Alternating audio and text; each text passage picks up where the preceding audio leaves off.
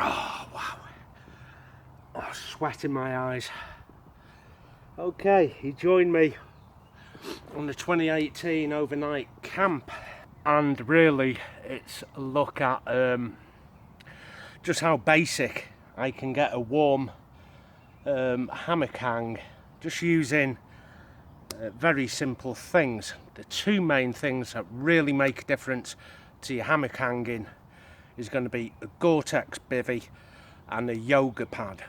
So throw them straight into your pack along with a sleeping bag and your hammock, and really that is all you need to stay pretty warm most of the year round. The thing is, when I was swapping out the kit, I've suddenly remembered I haven't even got a cigarette lighter on me, and I've got a petrol stove, but I have got, hopefully, a knife and a little spark stick there. Everyone thinks that hammocking has to be difficult and you need expensive things. It's not always the case. First of all, I'm going to see if I can get this stove lit just off a spark. If we can, I'm going to find a couple of trees, sling the hammock up, get a brew on, and I have had a real sweaty walk in. I haven't been hiking overnight for a few months now because of my back. Some body's out of condition, and I really feel like just swilling all over with the water I brought with me. But I'm going to need that for drinks, so I'm just going to cool down naturally in the shade. Now behind you there is a field, and that's got bulls in, and I'm hoping they're all behind that electric fence up there. I don't want to get disturbed tonight if I can help it. And see that tree in the middle of the shot? I think that is a little island of trees in a field, and there's no reason next time we're here I can't explore that. It looks like just a little island of maybe 4 or 5 trees, and that it would be a really snug little location. Anyway, the stove. So the stove tonight is the Coleman's 533 Sportster, and I can't even remember if I've fueled it or not.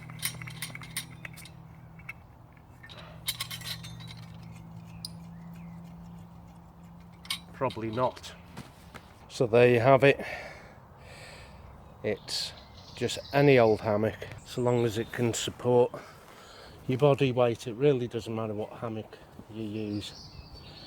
On the inside I have this here. This is a Gore-Tex Bivvy bag. It's Dutch Army this, but a British Army bivvy bag will do the same job. I like this here just because it has a zip, which makes it a hell of a lot easier getting in and out. Inside that, it's just an ordinary sleeping bag. Could be your sleeping bag. It really doesn't matter. The final thing is a yoga pad. Now I know there's all the talk all over the internet is CCF pads, which is closed cell foam pads, and that's all I've been reading everywhere. But you know, it's not the only thing on the market that works. I've been using this at least for the past 2.5, 3 years. It's a yoga pad, and I have just gaffer taped on silver reflectors that go in a car windscreen, and this is mine in blue. Now mine I'm putting into the bivvy bag itself, but under the sleeping bag, and I'm sleeping on the blue side. I'm going to slip on this metallic side, and I believe that this way round has kept me warm in the past. To the foot end, so that now should be a nice warm system. The Gore-Tex itself is going to be windproof. It's going to keep out a lot of the chill wind, especially at night. I'm going to be warm from underneath because of the yoga pad with the silver reflector, and the actual sleeping bag is really just for top layer. I'm going to leave it unzipped, use it like a duvet, just stick my feet in at the bottom. And we got a lot of bad news. I was swapping out kit. Like I said, I was going to bring a different setup, and I was swapping kit out, and I just grabbed the first stove I could find, and it is almost out of fuel. I bought a breakfast with me, and I really wanted a lot of hot drinks tonight. I like a coffee. Anyway, I'm just going to try this out for size. I'm going to take the boots off because there's cow dung everywhere here.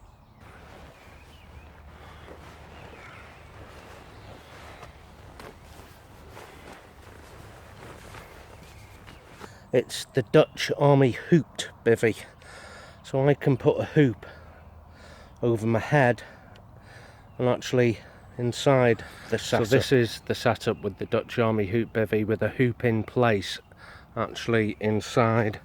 I'm not going to bother with any kind of tarp for the night, because judging by the sky it's not going to rain. But I have bought a tarp with me which will fit that span nicely, and I've been messing with the suspension as well, and that's another thing I wish I'd have left alone. It was working alright as it was. I needed a much wider span on the trees, so I took the double webbings out. I made it into a single webbing so I can get twice the length, and of course I haven't got the strength and it sags, so I'm going to swap that to better suspension. Anyway, I'm going to try and get a brew on. And that bull's got his eye on me. They're not behind the electric fence like I thought they should be. But that one there, is that a bull? Okay, let's see if we can get any type of brew going.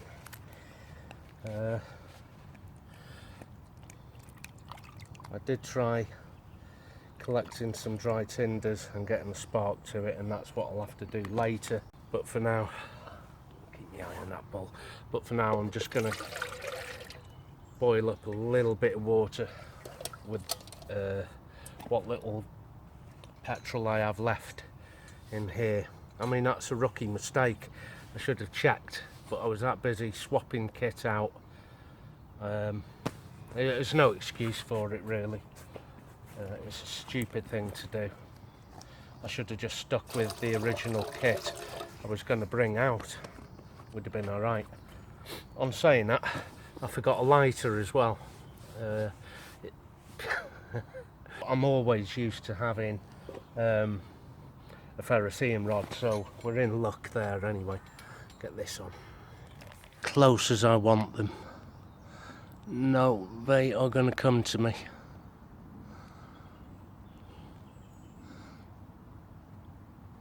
He's huge. He keeps eyeing me up. Oh, got good pressure in that.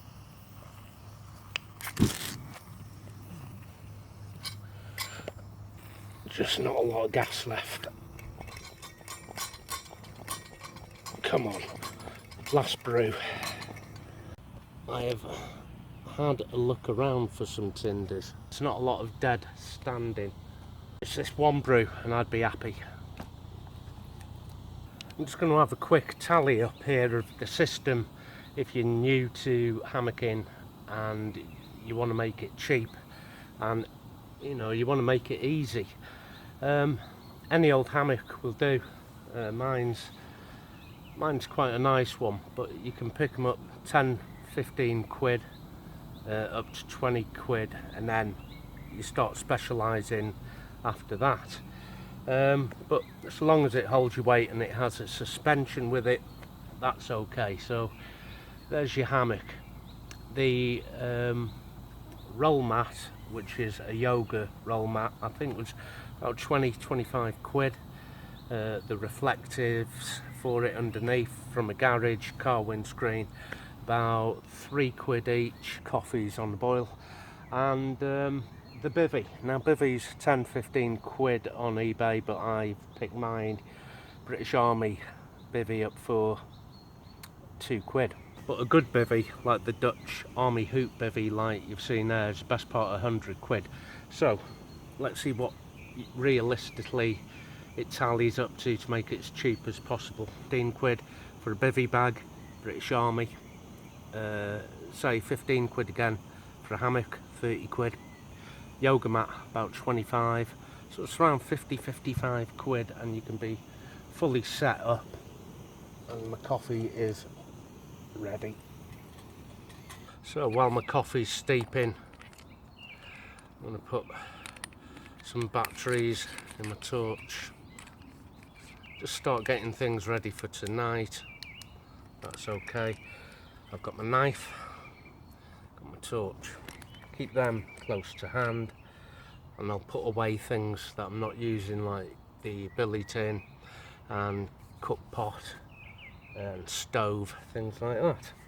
So at the back of the hoop bivvy here, with the hoop up, I've got my water where I know where it is, got my knife where I know where it is, my torch where I know where it is. I can just reach around the back and grab them, or even keep them inside. A little blow up pillow. Now last time I had a bit of a crick neck because I didn't use a pillow, and obviously the bivvy and the pad are what are going to work for us tonight. What's that over there? Let's have a look. But first, get a brew on. Nice hot coffee.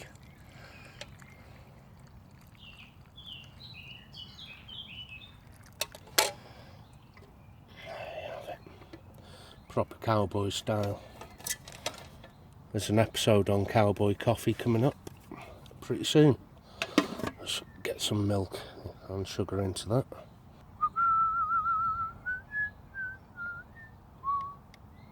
Pretty disappointed with myself for getting things like a lighter and not checking the stove for fuel. And I haven't even got enough sugar and whitener really for a brew for the morning. Or for a hot chocolate tonight. There's 3 mistakes that could have been easily avoided. Now a while ago I was saying a lovely thing to wear, whether you're bushcrafting or prepping or anything like that, is your NBC suit, nuclear biological chemical suit. It has a charcoal liner inside. It's beautifully warm. It's windproof. But one thing I did tell you about, one thing I did tell you about was my Mark 1 smock style. Now it's not the one with the zip. It goes over your head, a bit like the old-fashioned cagoules. And what do you know? I have found one. Now this is the type of NBC smock that I had when I was about 17, maybe 18, and I loved it. I used it for everything. Brilliant for camping in winter, for sleeping in. And over the years I misplaced it and I don't know where it went, and I found one and it fits, and it was on the car boot for £3. Now I've tried finding these online. The closest thing I can find are the Mark 2s and Mark 3s. I've got them, the ones that are just like a smock jacket.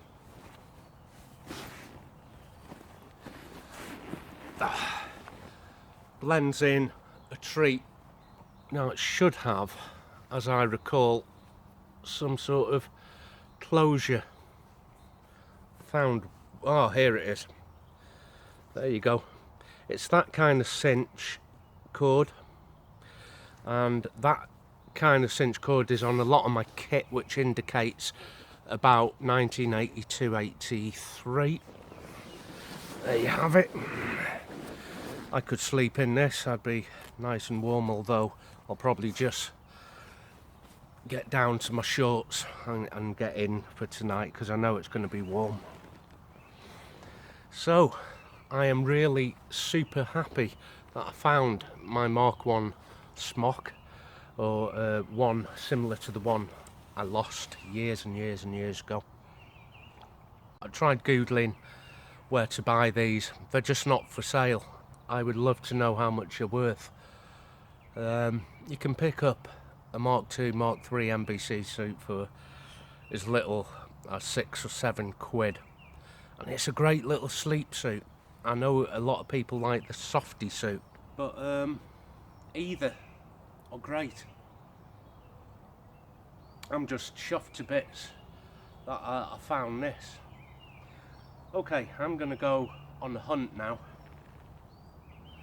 for some tinders and some dry materials, because like I said, there's not enough gas left, or petrol, becoming very Americanized, not enough petrol left in the stove, so that requires tinders. So my next brew will be made on a fire. The cows are moving away, which I'm glad about. Now on the front of the smock, if I recall, there should be similar to a map pocket, big chest pocket. Get my glasses in, my phone, things like that. It's ideal for bushcraft or wild camping, this kind of thing. And this is as snug as a bug in a rug, this little setup. Now then, if you do want to go out and get yourself a British Army Gore-Tex bag to go over your sleeping bag to make a hammock system like this work, it doesn't have a zip. The simple way to get in and out of your hammock is to stand on the floor inside your Gore-Tex Bivvy and sleeping bag and pull it up over you as you stand, then sit down into your hammock, swing your feet around and climb in, and you shouldn't have any problem at all there. But like I said, I'm lucky. I saved up and got the Dutch Army Hoop Bivvy. It wasn't cheap. I think it was about £90, and I've seen them on eBay for about £9,500. Well worth it, well worth it. It's going to be probably the best investment of your life if ever you decide to buy one. Like I said, I use it like this in a hammock, and I can use it on the floor. Now then, this kind of setup I have here with the Gore-Tex and the sleeping bag and the hammock is now absolutely transversible. So what that means is I can get this set up on the ground. I don't need to change anything. The hammock, which I have there, mine's an insulated cotton hammock, needn't be strung up. That comes in the sleeping bag with me, like an extra over blanket, which slides into your Gore-Tex Bivvy. So now you've got a system on your back that you can put on the ground or up in the trees, depending on your location. So one unit, two different kind of setups. Okay, we're about 20 foot away from the hammock and you're looking straight at it. I'll try and centre it into the screen. It's quite a stealthy little unit. I've had to zoom in on it for you to see it. Let's zoom out.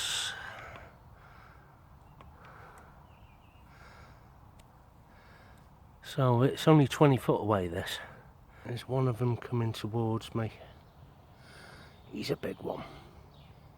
He's coming towards me. Don't like him. That one's okay. It looks like I'm not going to lose the light for quite a while. Although, you know, it's getting later, it's staying lighter. It's a beauty of spring. I love spring. So any kind of Gore-Tex Bivvy and a yoga pad, and I'm going to keep saying it until I'm blue in the face, it is the only way you're going to stay really warm on the cheap. But on saying that, I've bought myself a full hammock setup. I've been buying it bit at a time, because I couldn't afford it all in one go. Now it's already been filmed when I set it all up, experimenting with it. That was filmed in the winter.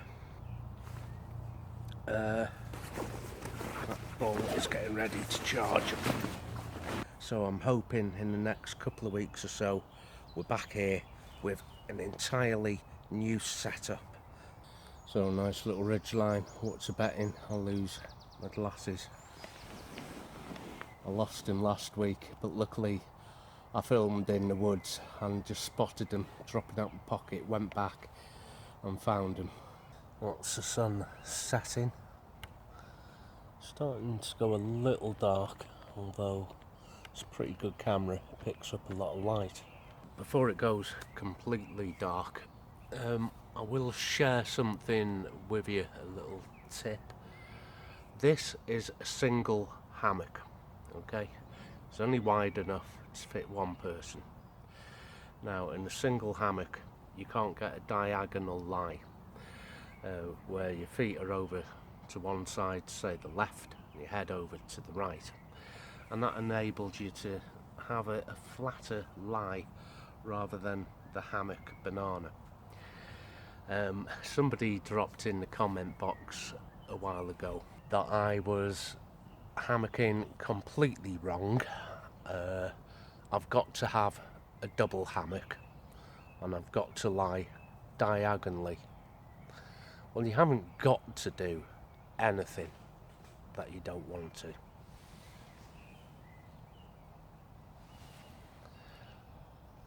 If it works for you, you stay with it.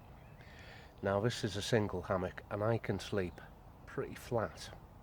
There's two things that you've got to look out for in a single hammock. One is shoulder pinch. At the top of the hammock it'll come in to a point and pinch on your shoulders.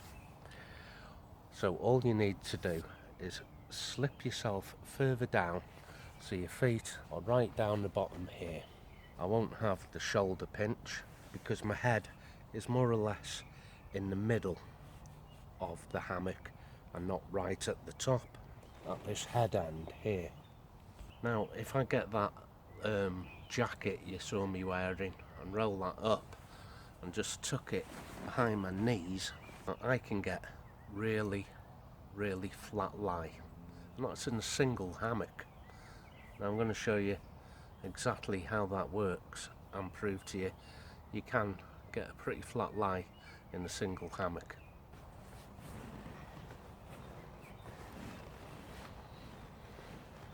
So there you have it, a flat lie in a single hammock. You just shuffle yourself along so your feet are at the bottom, your head's more or less in the middle, no shoulder pinch, and it just helps having something under the back of your knees to kink them up, and you can get a pretty flat lie.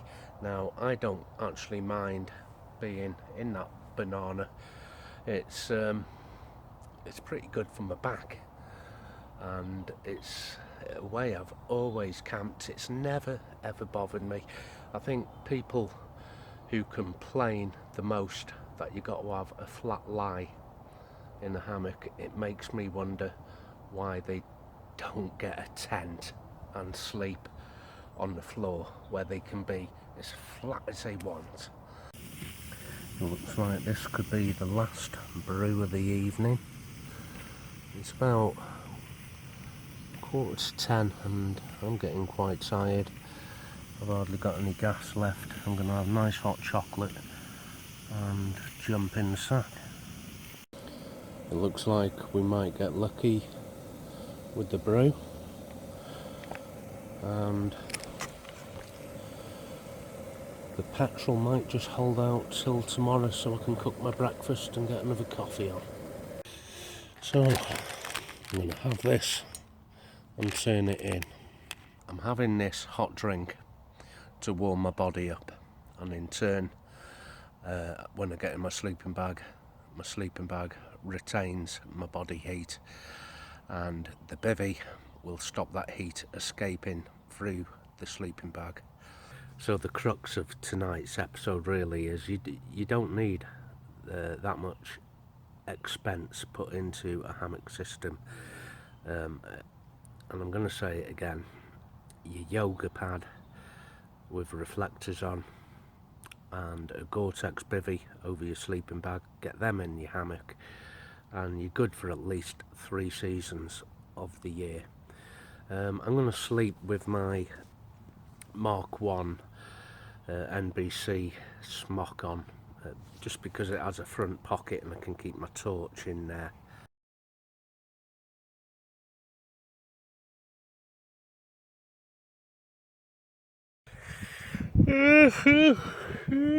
Excuse me. Oh, excuse me. Well, good morning. That was probably one of the better night's sleeps I've had in a hammock. It is pretty early in the morning. I was hoping to have a longer lie-in than this. It is chilly out. I'm glad I got my little smock on. Inside the hammock was okay. There's some differences I'd make with it, but the Gore-Tex held out really well. I've been pretty warm all night. I've sweated in my hammock, and that sweat is wet the old sleeping bag. I should have just took my trousers off and my smock off and got in just in my shorts, but I didn't fancy it. And there it is. It's actually 4:30 in the morning, so I'm just going to have something warm to drink and I'm getting back in.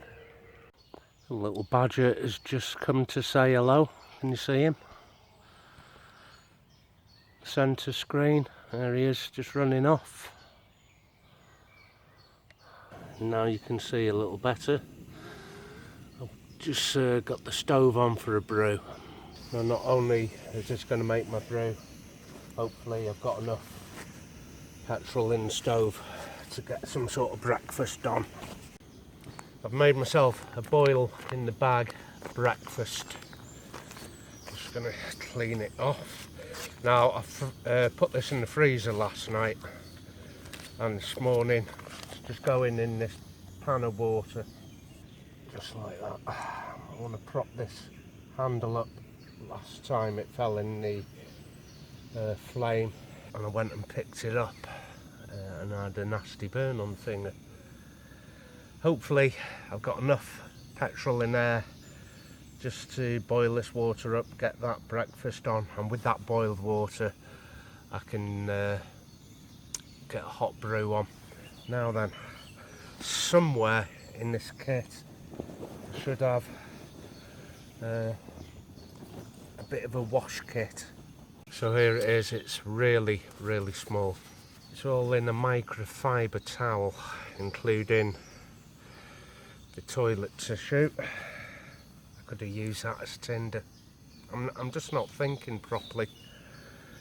A very small travel toothpaste and half a toothbrush, just so it fits into that little bag. Yeah, I'm up with the lark this morning.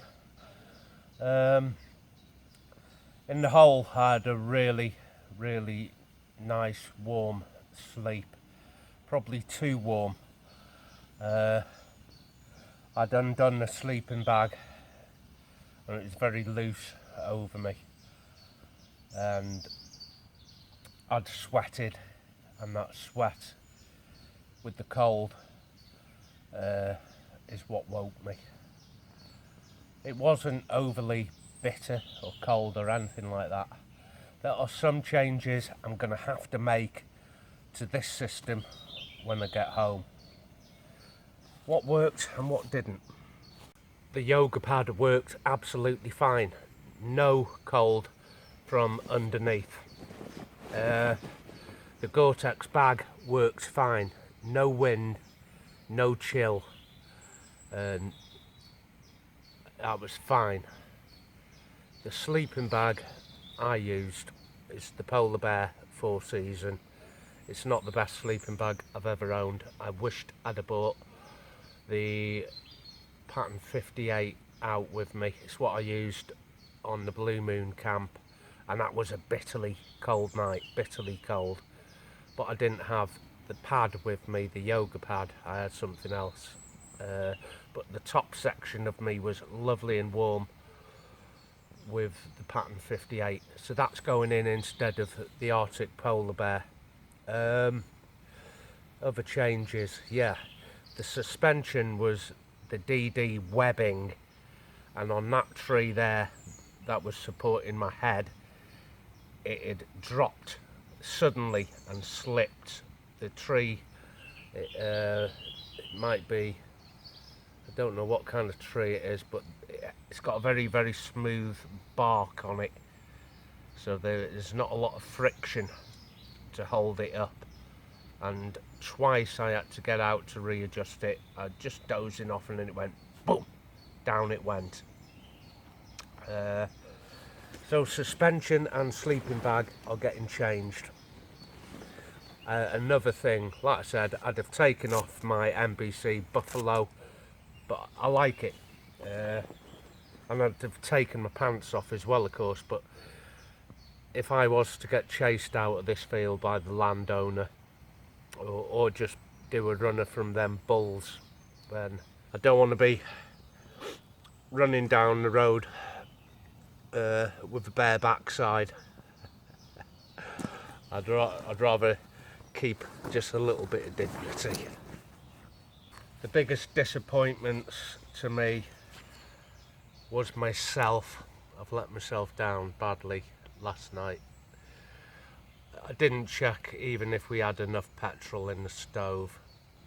Rookie mistake. Also, another thing I didn't check. I've just got a couple of containers. One has creamer and sugar, the other has real coffee, because I do enjoy a real coffee. And I didn't even check if these were full from the previous camp out, and I probably got enough to get breakfast on the go. So it's only through a quirk of fate that I've got enough fuel in the stove and enough for my coffee. And another thing that should have been in the pack that wasn't was a fire making kit. Okay, the battery's just about to die. All you need is a yoga pad and a Gore-Tex Bivvy bag, and you're good for 3 seasons of the year for a hammock hang on the cheap. Breakfast.